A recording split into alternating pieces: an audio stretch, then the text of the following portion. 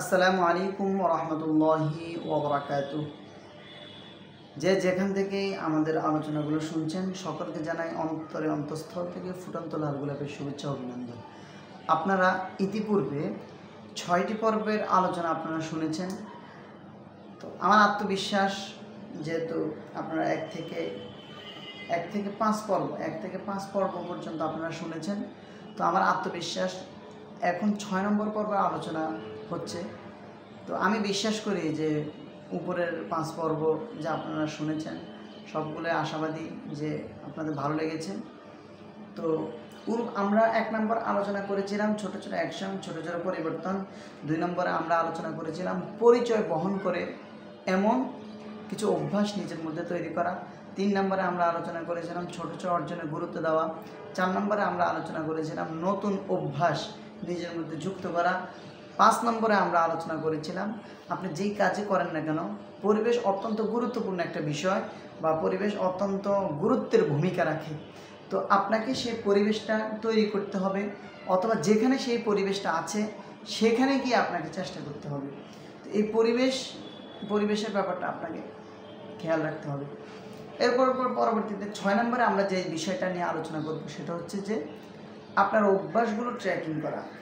আমাদের একটা সময় আমাদের বুজুর্গানে দিন বলেন বা আমাদের বড়রা, আমি এক কথায় বলি দুনিয়া হোক আখিরাত বিষয় হোক সব ক্ষেত্রে বড়দের একটা কমন বৈশিষ্ট্য থাকে যে তারা প্ল্যান সাজায়। সেটা হচ্ছে যে আগামী ৩ মাসে আমি কী করব, কিভাবে করব, এটা একটা প্ল্যান তারা তৈরি করে। এর পরবর্তীতে যে আজকের কাজগুলো আমার ঠিকঠাক মতো হচ্ছে কিনা, গত ১ সপ্তাহে আমি কেমন প্রোডাক্টিভ ছিলাম, কেমন কাজ করেছি না করেছি, এটা একটা হিসাব তৈরি করে। তো এখন তো বিভিন্ন অ্যাপসের মাধ্যমে হোক, বিভিন্ন উপকরণ এখন বের হয়েছে, কিন্তু কোনো একটা সময় মানুষ ধ্যান করত, ধ্যানের মাধ্যমে যে আমি আজকে সারাদিনে কী ভালো কাজ করেছি, এটা একটা নিজের সাথে একটা বসা, নিজের সাথে বোঝাপড়া করা।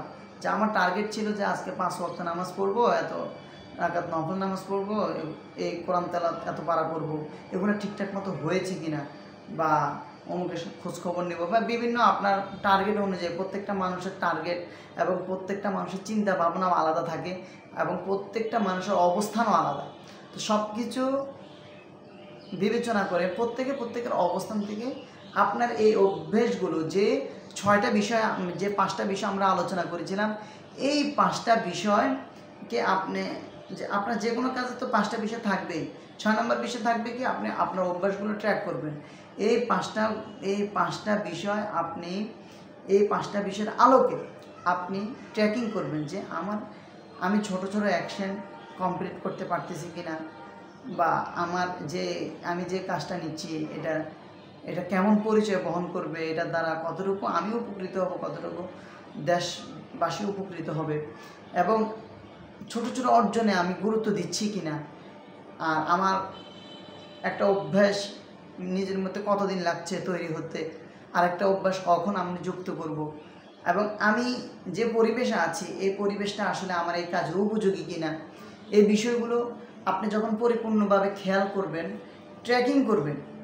আমাদের 6 নম্বর আলোচনা এখন চলছে কি, ট্র্যাকিং করা।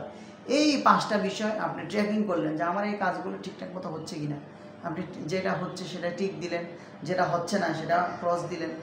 আজকে আপনি দেখলেন যে গত 1 সপ্তাহ আপনার রিপোর্ট খারাপ, আপনি 1 সপ্তাহ ভালো কিছু করতে পারলেন না, তখন আপনি নিজের ভিতরে একটা প্রতিজ্ঞা তৈরি করলেন যে আমি আজ থেকে ইনশাল্লাহ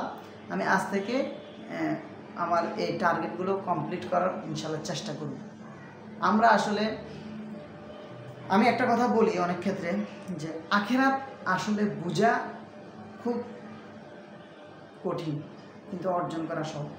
আর দুনিয়া বোঝা সহজ, অর্জন করা কঠিন। যেমন আখিরাত বোঝা কঠিন, অর্জন করা সহজ।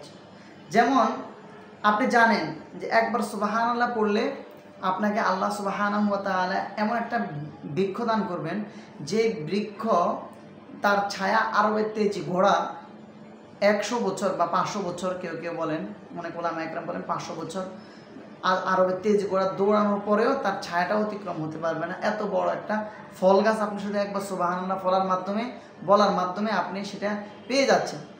অথচ পক্ষান্তরে সুবহানাল্লাহ বলতে আমার কতটুকু কষ্ট ব্যয় হচ্ছে, সুবহানাল্লাহ বলতে আমার কতটুকু ঘাম ঝরছে, আমরা যদি একটু চিন্তা করি তাহলে মানে এটা একটা নাথিং বিষয় মনে হয়, কিন্তু আমরা অনেক বড় কিছু পেয়ে যাচ্ছি। এই জিনিসটা আমরা আমাদের বুঝে আসে না, বিদায় আমাদের বুঝার মতো বুঝে আসে না, যার কারণে আমরা আমলে মানে অবহেলা। কিন্তু যদি আমার এই জিনিসটা আমি উপলব্ধি করতে পারতাম, বুঝতে পারতাম, তাহলে আমি দুনিয়ার সব কাজকর্ম ছেড়ে দিয়ে শুধু ইবাদত বন্দেগীর মধ্যে লেগে পড়তাম। হ্যাঁ, অর্থ উপার্জন করা, পরিবারের জন্য খাদ্য বা পরিবারের জন্য যে কোনো রিজিকের সন্ধানে বের হওয়া, এটাও ফরজ বিধানের অন্তর্ভুক্ত। তবে আমরা যেভাবে গাফিল হয়ে যাচ্ছি সেভাবে মানে এতটুকু আমরা নিচে নামতাম না। কারণ কি? কারণ হচ্ছে আমরা আখিরাতটা বুঝি না। কিন্তু আখিরাতটা বোঝা সহজ, অর্জন করা খুব কঠিন। বোঝা কঠিন, অর্জন করা সহজ। আর দুনিয়াটা বোঝা সহজ, অর্জন করা কঠিন। যেমন আপনি জানেন 10 কোটি টাকা হলে আপনি একটা বাড়ি বানাতে পারবেন, কিন্তু আপনি 10 কোটি টাকা উপার্জন করতে যান, আপনার কতটা শ্রম সাধনা দিতে হবে। অতএব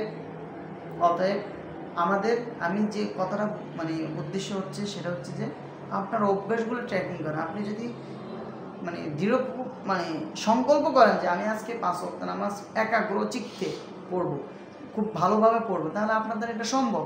এখন আপনি যদি উদাসীনতার মধ্যে আমি যদি উদাসীনভাবে চলাফেরা করি, নামাজের সময় আসছে আল্লাহু আকবার করে নামাজে দাঁড়ায় গেলাম, তারপরে ইমাম সাহেব নামাজ শেষ করলো, আমি চলে আসলাম, বাস, মানে এটা হচ্ছে যে আমি একটা ফর্মালিটি রক্ষা করলাম।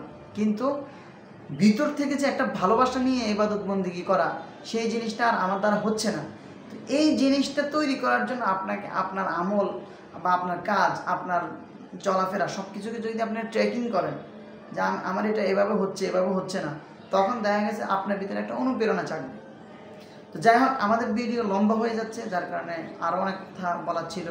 তো আমি ভিডিওগুলো লম্বা করতে চাচ্ছি না, কারণ এটা অনেকের বিরক্তির কারণ হয় অনেক ক্ষেত্রে। তো সেজন্য আমরা মোটামুটি প্রত্যেকটা পর্বে 5 থেকে 7-8 মিনিট করে ইনশাআল্লাহ সাজাচ্ছি।